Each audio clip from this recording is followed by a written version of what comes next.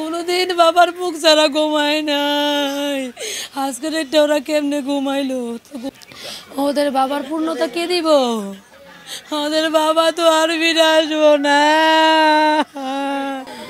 ওরা বাবার মর্ম তো এখন কি বোঝে? যখন ওদের মসজিদ উঠবো তখন তো বলবো, বাবা কোথায়, ড্যাডি কোথায়, আসে না কেন? বাবা কোথায়, তুমি আসো না কেন? এখনো তো ওদের ওই বুঝ হয় নাই যে বাবা গেছে কোথায়, বাবা যে আর নাই। ওদের তো বুঝে এখনো হয় নাই।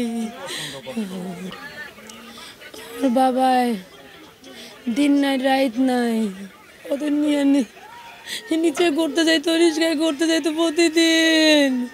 এই দোকান থেকে এইটা সেইটা খেলনা এই কিনা দিত, যত যত দামি খেলনা হোক। ছেলে মেয়েরা কোনোদিন অভাব দেয় নাই, ছেলে মেয়েরা কিনা দিচ্ছে। কোনোদিন কম দামি খাবার খাওয়ায় নাই। সাধারণ মানুষ হইলে কি হইব? ছেলে মেয়েদের রাজার হালে পালছে, কোনোদিন কষ্ট দেয় নাই।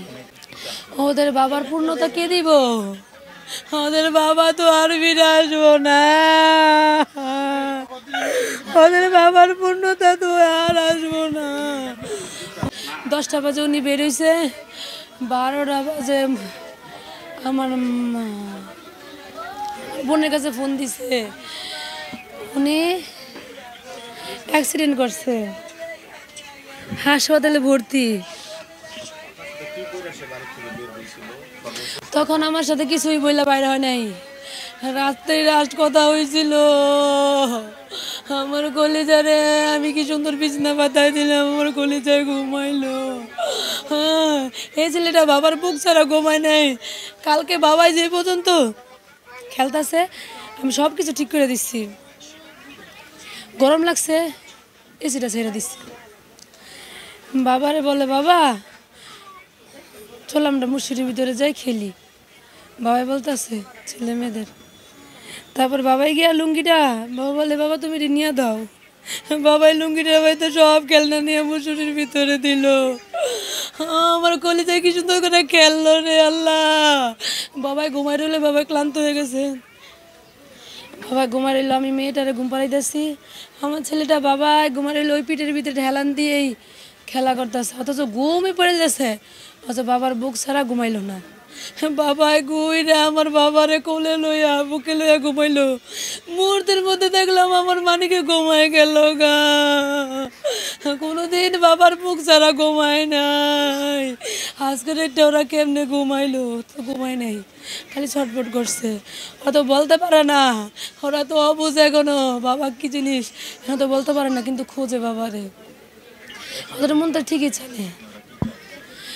আমার কলিজায় কার সাথে ঘুমাইবো? আমি দেখলাম আল্লাহ রে কেমনে মুখ শুইল আর আমার মানিকে ঘুমাই গেল গা।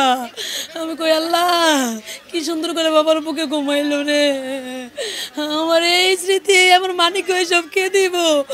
আমার ওদের বাবার পূর্ণতা কে দিব? ওদের বাবা তো আর ফিরে আসবো না। ওদের বাবার পূর্ণতা তো আর আসবো না। এবং এই অ্যাক্সিডেন্টের জন্য দায়ভার অবশ্যই ওই মেট্রো রেল কর্তৃপক্ষকে নিতে হবে। এর পূর্বেও কিন্তু বইয়ের টেস্টে বলা হয়েছিল যে এই এই এরিয়াটা, এই যে 200 কত নাম্বার স্প্যান ঠিক আমার মনে নেই, বা 400 কত 433 স্প্যানটা, এইখানেই সমস্যা ছিল।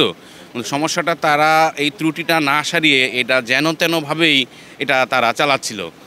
আশ্বাস দেওয়া হয়েছে 5 লক্ষ টাকা দিবে এবং ওর একটা পরিবারকে একটা চাকরি দেওয়া হবে। সেই ক্ষতিপূরণ তো সরকার দিতে পারবে না পুরোপুরি, তারপরে যে সরকার যেটুকু আশ্বাস দিচ্ছে ওর সন্তানের প্রতি দেখে আমরা মোটামুটি খুশি।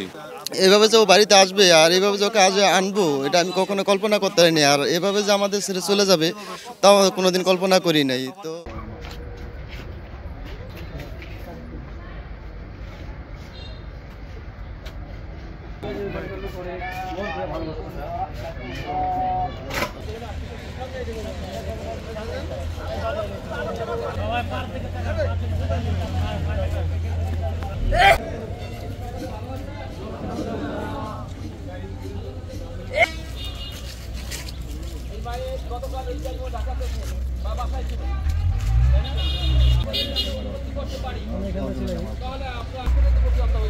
দুনিয়া লাগবো আখেরাত লাগবো দুনিয়া ছাড়া আখেরাত হয় না আখেরাত তো বলতে আমরা হয় নাই দুনিয়া লাগবো আখেরাত লাগবো দুনিয়া ছাড়া আখেরাত হয় না